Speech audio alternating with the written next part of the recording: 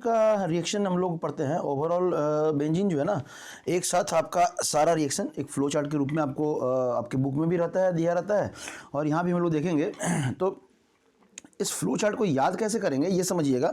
Almost ये सारे reactions आप लोग पढ़ चुके हैं हाइड्रोकार्बन में, चाहे आपका halo alkane, hello aldehyde, ketone, phenol, ether, carboxylic acid, सब मिला के जो है ना, जिसमें एरोमेटिक कंपाउंड्स का आपका इंपॉर्टेंट है। मतलब ऑर्गेनिक के जितने भी चैप्टर्स हैं उन सब में आपका एरोमेटिक कंपाउंड का जो है ना रिएक्शन आपको दिया रहता है।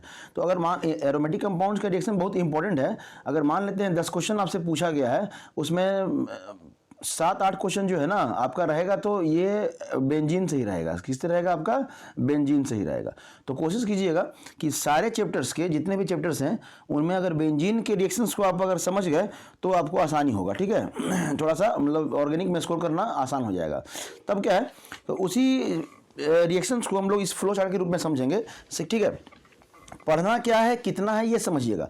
सबसे देखिए इंपॉर्टेंट क्या है ना, ये बेंजीन है। अब इसी बेंजीन से जो है ना आपको सारे आपके जितने भी ये हैं सब बनेंगे। ठीक है, इसी बेंजीन से बनेंगे। तब क्या है कि अगर बेंजीन को अब करें कैसे, तो एक साथ आप जो है ना इन सारे रिएक्शंस को आप लिख सकते हैं कुछ इस तरह से। जैसे देखिए, बेंजीन को अगर हम लोग हीट करेंगे H2SO4 और SO3 के प्रेजेंस में, तो आपका क्या बनेगा, ये सल्फोनियम आयन निकलेगा और ये ऐड होता है। ठीक है, और इसको अगर वाटर से जब हम लोग पास करेंगे, हीट करेंगे, तो आपका क्या बन जाएगा, बेंजीन बन जाएगा। समझ में आ रहा है?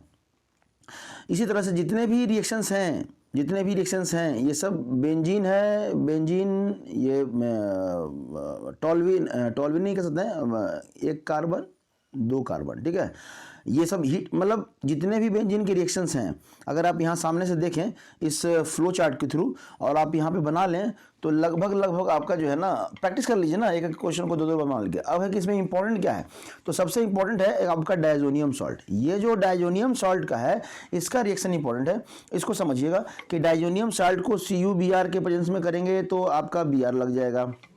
अगर Ki के प्रेजेंस में तो I लग गया। आपका HBF फिल्टर और सॉलिड ड्राई, बस ये रिएक्टेंट याद रख लीजिएगा। तो 1-2 बार जो प्रैक्टिस कीजिएगा ना, तो ये रिएक्टेंट आपको याद रहेगा। तब है ना फ्लोरीन यहाँ पे जाके अटैच होता है।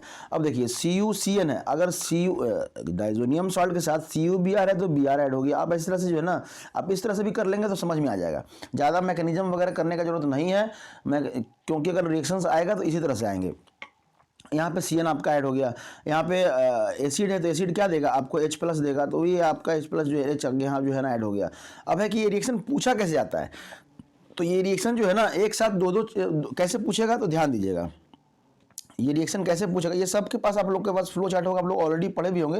ये पूछेगा कैसे, तो ध्यान दीजिएगा कि आपका पूछेगा कि अगर एनिलीन है, ये एनिलीन है, ठीक है, अमाइन ग्रुप लगा हुआ है, NH2 ग्रुप लगा हुआ है बेंजीन पे, तो इसको हम लोग एसिड में पास किए, तो एक कंपाउंड बना X, और X को जो है ना Ki सॉल्यूशन में जो हम लोग पास किए तो एक कंपाउंड बना Y।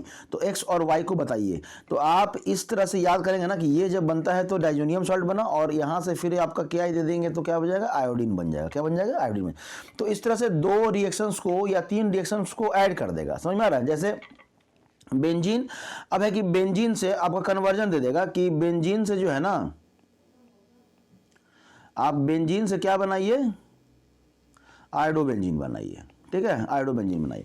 तो आपका प्रोसेस क्या है, तो आप इसमें से प्रोसेस जो है ना याद कर सकते हैं कि बेंजीन से अगर बनाएंगे तो सबसे पहले हमको इसको नाइट्रेशन करना पड़ेगा, नाइट्राइट जोड़ना पड़ेगा, तब उसको एसिड से पास करेंगे तो अमाइन बनेगा, और उसके बाद तब फिर डायजोनियम सॉल्ट बनेगा, और फिर डायजोनियम सॉल्ट से आप ये बना सकते हैं। या आपका रिएक्टेंट, अगर आपको रिएक्टेंट दिया हुआ है, तो अगर बेंजीन को I2NH3 मतलब नाइट्रल के प्रेजेंस में जो है ना अगर आयोडीन दे दे तो भी डायरेक्ट आप बना सकते हैं। तो आपको ये देखना है कि आपका जो रिएक्शन है आपको कैसे दिया हुआ है। तो या तो अगर इस तरह से दिया हुआ है तो भी आपका बनेगा, अगर ऐसे करके दिया हुआ है तो भी आपका बनेगा। ठीक है, समझ में आया? तो ये ध्यान रखना है कि कैसे आपको बनाना है बेंजीन का। तो ओवरऑल इस पूरे का आप एक बार क्या है ना कि इस पूरे चार्ट को हम यहाँ पे आपको दिखला दिए हैं बना के। जिस तरह से हम बनाए हैं उस तरह से आप लोग भी अगर कर लेंगे तो आसान हो जाएगा। यहाँ पे एक एक करके जो है ना आप पहले इस तरह से आप बना लीजिए। ठीक है। जब इस तरह से आप बना लीजिएगा, देखिए वीडियो का ज़्यादा लंबा करने से कोई फ़ायदा है नहीं, आप इस तरह से जब कर लीजिएगा तो ऑलमोस्ट आपको आइडिया लग जाएगा कि इसमें से हमको क्या क्या करना चाहिए, समझ में आ रहा है।